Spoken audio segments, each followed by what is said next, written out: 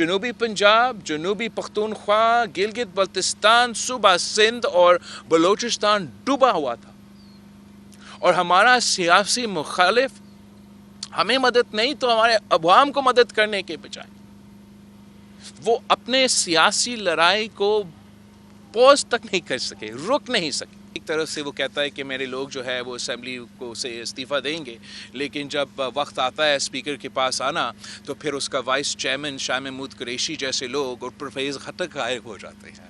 Early elections तो हो नहीं सकते हैं। एडवाइस ये है कि वो आए, पार्लियामान में बैठे, अपना सही किरदार अदा करे। 6 महीने अगर वो वज़ीर आज़म नहीं रहा तो क्या क़यामत हो गया। हमारा एक एग्रीमेंट है MQM के साथ और हम चाहते हैं कि इस एग्रीमेंट के मुताबिक हम चले, कि हम कानून में जो जितना भी मजबूत हम बना सकते लोकल बॉडीज़ का निज़ाम हम उतना मजबूत बनाएं। जो उनके दूसरे भी इश्यूज़ हैं उनके साथ बैठ के उनके बात करने के लिए तैयार हैं।